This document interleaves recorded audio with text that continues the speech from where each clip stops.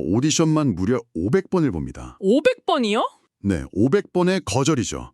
그 엄청난 거절 끝에 마침내 거대한 성공의 제국을 쌓아 올렸거든요. 그런데 그 견고해 보이던 탑이 인터넷에 올라온 그 단 몇 줄의 익명 게시글 때문에 순식간에 흔들리기 시작합니다.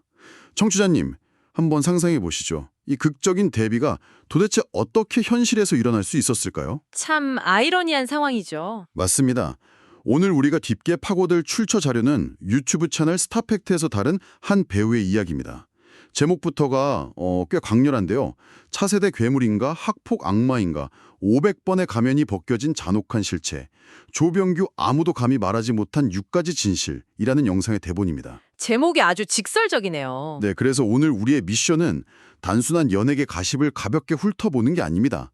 이 파란만장한 타임라인을 해부하면서 도대체 어떻게 이런 일들이 얽히고 설키게 되었는지 그 이면의 구조를 여러분과 함께 짚어보는 겁니다. 본격적인 분석에 들어가기 전에 확실히 해둘 점이 하나 있습니다. 네, 말씀해 주시죠. 오늘 다룰 내용은 대중의 시선이 아주 첨예하게 대립하는 사안입니다. 저희의 역할은 여기서 어느 한쪽의 편을 들거나 누가 옳다고 판결을 내리는 게 절대 아닙니다. 그렇죠. 우리는 재판관이 아니니까요. 맞습니다. 저희가 할 일은 오직 제공된 자료에 명시된 타임라인, 그리고 사실관계, 그리고 현재 상황을 교착 상태로 만든 그 법적, 사회적 메커니즘을 객관적으로 분해해서 보여드리는 겁니다. 판단은 온전히 이 대화를 듣고 계신 청취자님의 몫이라는 점을 명확히 하고 싶습니다. 완벽한 전제입니다. 감정을 덜어내고 팩트와 맥락에만 집중해보죠. 자, 그럼 이 복잡한 이야기의 첫 페이지부터 한번 풀어볼까요? 조병규라는 배우의 시작점이 우리가 흔히 아는 전형적인 엘리트 코스와는 전혀 다릅니다. 아, 배우를 처음부터 꿈꿨던 게 아니었죠. 네, 아니더라고요. 1996년 부천에서 태어난 그가 처음부터 화려한 조명을 꿈꿨던 게 아니고 중학교 2학년 때 오로지 프로축구 선수가 되겠다는 일념 하나로 머나먼 뉴질랜드로 유학을 떠납니다. 여기서 아주 흥미로운 지점이 등장합니다. 타국에서 강도 높은 훈련을 소화하던 중에 그는 자신의 신체적 한계를 아주 뼈저리게 직시하게 되거든요. 운동선수에게 물리적 한계라는 건 진짜 넘을 수 없는 벽이잖아요. 맞아요. 도저히 넘을 수 없는 벽처럼 느껴졌을 겁니다. 그렇게 흥미를 잃고 방황하던 이 10대 소년이 우연히 학교에서 연기 수업을 듣게 됩니다. 그리고 여기서 인생의 완전히 새로운 이정표를 발견하게 된 거죠. 스스로 한계를 빨리 인정하고 새로운 길을 찾았다는 게 참 놀랍습니다. 연기에 제대로 꽂힌 그는 부모님의 거센 반대에도 불구하고 한국으로 돌아와 안양예고에 진학합니다. 여기서부터 그에게 특유의 승부사 기질이 보이기 시작하는데요. 어떤 기질이죠? 안양예고를 졸업하고 쟁쟁한 경쟁을 뚫고 서울예술대학교에 당당히 합격하거든요. 그런데 놀랍게도 현장에서 연기에 전념하겠다면서 바로 좌폐를 해버려요. 아, 이른바 스스로 퇴로를 차단해버리는 배수진을 친 거군요. 정확합니다. 이 선택은 그의 커리어 전반을 관통하는 하나의 패턴을 보여줍니다.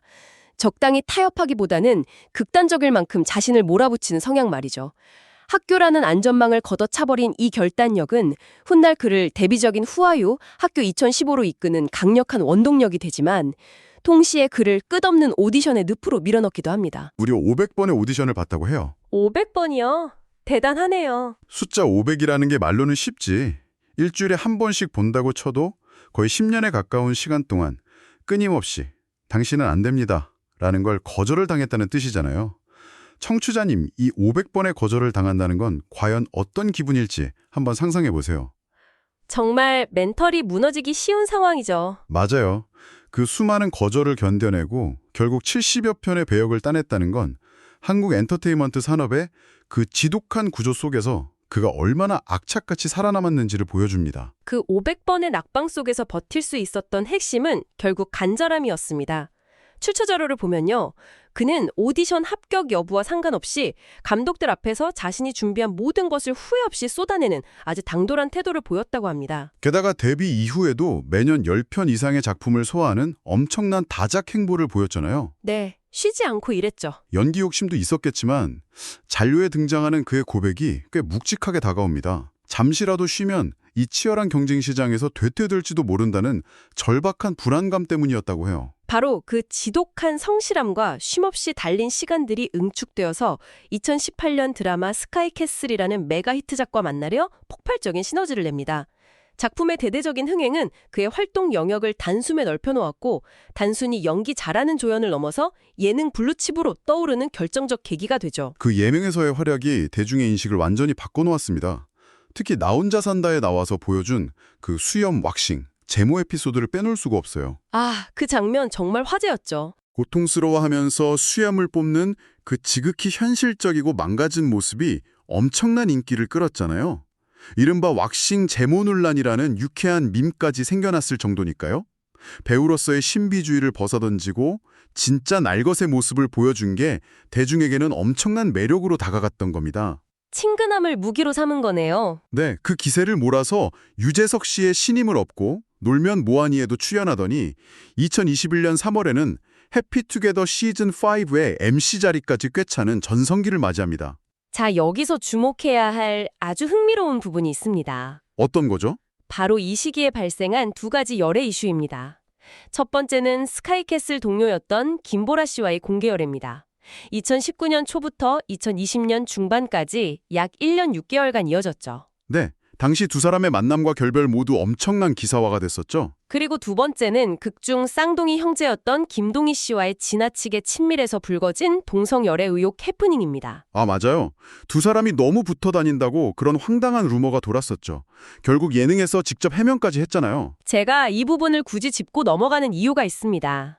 이런 사소한 가십이나 해프닝조차 엄청난 화제를 모았다는 사실 말입니다.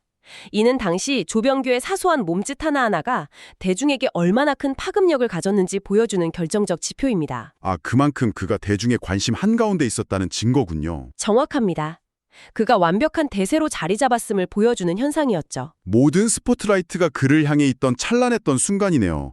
드라마 경이로운 소문으로 첫 주연작마저 대성공을 거두면서 그자말로 거칠 것이 없어 보였던 바로 그때 거대한 폭풍이 몰아치기 시작합니다. 타임라인이 굉장히 빠르고 복잡하게 얽혀있죠. 2018년 12월에 나타났습니다. 학교 친구들에게 욕설을 하고 침을 뱉었다는 루머가 제기되었죠. 당시에는 본인이 팬카페를 통해 직접 부인하면서 비교적 조용히 넘어갔습니다. 하지만 진짜 치명타는 2021년에 터집니다. 2021년 2월 16일 자신이 뉴질랜드 동창이라고 주장하는 인물이 언어폭력을 당했다고 글을 올립니다. 증인도 있다면서 아주 강경한 태도였어요. 그런데 여기서 엄청난 반전이 일어납니다. 맞아요. 바로 다음날 소속사에서 고소방침을 발표하니까 단 하루 만에 게시자가 자신의 글이 허위사실임을 인정하고 공식 사과문을 제출해버립니다. 익명성 뒤에 숨어서 던진 돌이 실제 법적 책임으로 돌아올 것 같으니 하루 만에 꼬리를 내린 겁니다. 진짜 허탈한 결말이네요. 그런데 폭풍은 여기서 멈추지 않습니다. 바로 다음 날인 2월 17일, 이번엔 네이트판에 세 번째 폭로가 등장합니다. 비비탄 총을 쏘고 축구장을 탈취했다는 내용이었죠. 이 세 번째 폭로의 결과도 짚어봐야 합니다. 2021년 7월 부천 원미경찰서 수사 결과 이 역시 완벽하게 조작된 정보임이 시인되었습니다. 작성자 스스로 허위사실을 인정한 거죠. 청취자님, 여기서 근본적인 의문이 하나 들지 않으시나요? 앞선 사건들이 모두 경찰 수사와 본인들의 시인을 통해 명백한 결백으로 밝혀졌음에도 불구하고 왜 그는 섭외 1순위에서 한순간에 추락해서 끝없는 늪을 겪어야 했을까요? 그 해답이 바로 가장 핵심적이고 길어지고 있는 네 번째 폭로, 즉 A씨와의 법적 공방에 있습니다. 앞선 거짓 폭로들이 남긴 의혹의 잔불이 이 네 번째 사건과 결합되면서 아주 복잡한 딜레마를 만들어냈거든요. 그 A씨의 주장이라는 게 뭔가요? 뉴질랜드 유학 시절 우산과 마이크로 폭행을 당했고 노래방 비용까지 강요받았다는 겁니다. 심지어 이 A씨는 거짓말 탐지기나 최면 수사까지 제안하며 아주 당당한 태도를 보였습니다. 거짓말 탐지기까지 하자고 하면 대중들 입장에서는 진짜 당당한가 본데 하고 생각하기 쉽잖아요. 그렇죠. 하지만 치명적인 문제가 있습니다. A씨가 공개 검증을 요구하면서도 정작 조사를 받기 위해 한국으로 입국하는 것을 완강히 거부하고 있다는 점입니다. 한국에 안 들어오면 경찰이 조사를 할 수가 없지 않나요? 바로 그겁니다. 당사자가 해외에서 들어오지 않으니 수사는 물리적으로 진행될 수가 없는 교착 상태에 빠진 겁니다. 아, 그래서 조병규 측이 꺼내든 카드가 바로 그 40억 원의 민사소송이었군요. 네. 형사수사가 막혀버리니 자신이 입은 명예적, 경제적 타격에 대해 거액의 민사소송을 걸어 법원의 판결로 결백을 입증하려 한 겁니다. 이걸 더 큰 그림과 연결해 보자면 한국의 엄격한 명예훼손 법리와 얽혀 아주 흥미로운 상황이 연출됩니다. 소송 결과가 어떻게 됐죠? 1심에서 기각되었습니다. 네, 기각이요. 조병규 측이 한국 친구들의 진술서를 20건이나 모아서 제출했다고 자료에 나오던데요. 기각되면 대중들은 당연히 조병규가 거짓말을 했구나라고 생각하지 않겠습니까? 바로 그 지점이 대중의 오해를 부르는 맹점입니다. 재판부가 기각한 이유를 자세히 들여다봐야 합니다. 한국에 있는 친구들의 진술서 20여 건은 그 사람의 평소 성품을 증명할 수는 있지만 뉴질랜드 현지에서 벌어졌다는 그 특정 사건이 허위라는 것을 입증할 직접적인 물리적 증거는 아니라고 본 겁니다. 아, 평소에 착한 친구라는 증명일 뿐 사건 자체의 증거는 될 수 없다는 거군요. 맞습니다. 게다가 한국 법원은 A씨가 귀국을 거부하고 인터넷 글을 삭제한다고 해서 그것만으로 무조건 거짓말을 하는 것이라고 법적으로 단정 지을 수는 없다는 입장을 취했습니다. 정말 답답한 노릇이네요. 진실이 밝혀진 게 아니라 증명할 길이 막혀서 기각된 건데 기각이라는 단어 하나 때문에 여론은 더 싸늘해진 거잖아요. 엄격한 한국의 명예훼손 법리가 역설적으로 사건을 완벽한 미궁 속으로 밀어넣은 셈입니다. 2026년 오늘의 시점으로 돌아와 보면 이 상황이 얼마나 끔찍한 나비 효과를 낳았는지 알 수 있습니다. 이 스캔들 하나로 그는 컴백홈 같은 대형 예능은 물론이고 여러 프로젝트에서 하차하며 막대한 경제적, 명예적 손실을 입어야 했거든요. 500번의 거절 끝에 어렵게 쌓아올린 커리어가 무너지는 데는 그리 오랜 시간이 필요하지 않았습니다. 최근 2023년 경이로운 소문2와 올해 2026년 초 영화 보이를 통해 복귀 시도를 하긴 했습니다. 하지만 여전히 제작 발표회마다 마이크를 잡으면 작품 이야기보다는 과거 논란에 대한 곤혹스러운 질문들이 쏟아집니다. 매번 결백을 호소해야 하는 심리적 고문이 반복되고 있는 거죠. 청취자님, 오늘 이 파란만장한 타임라인을 쭉 따라가 보시니 어떤 생각이 드시나요? 이 사건은 단순히 한 연예계 스캔들이 아닙니다. 아주 현실적이고 무거운 주제죠. 네, 한 개인의 피땀 어린 500번의 오디션이 정부와 시대의 익명성 아래서 어떻게 순식간에 흔들릴 수 있는지 보여주잖아요. 그리고 국경을 넘나드는 진실규명이 얼마나 험난하고 막막한지를 보여주는 뼈아픈 현실적 사례입니다. 동의합니다. 그리고 이는 우리에게 아주 중요한 자료에 나오지 않는 철학적인 질문 하나를 남깁니다. 어떤 질문일까요? 법정에서는 명확한 지리적, 물리적 증거가 필요합니다. 하지만 인터넷 여론의 법정은 전혀 그렇지 않죠. 만약 고발자가 해외에 머물며 물리적으로 조사를 거부하고 법적 결론이 영원히 유보된다면 우리는 이 결론 나지 않은 의혹 상태의 개인을 사회적으로 어떻게 바라봐야 할까요? 와, 그거 정말 무서운 질문이네요. 진실을 증명할 수 없는 완벽한 사각지대에 놓였을 때 대중의 알 권리와 개인의 무죄 추정 원칙 중 과연 무엇이 우선되어야 하는지 청취자님 스스로 꼭 한번 질문해 보셨으면 합니다. 법이 멈춰선 회색지대에서 대중의 심판은 어디까지 정당화될 수 있는가?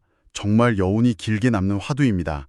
오늘 저희와 함께 이 복잡한 타임라인 속으로 뛰어들어 주신 청취자님의 호기심과 경청에 깊은 감사를 드립니다.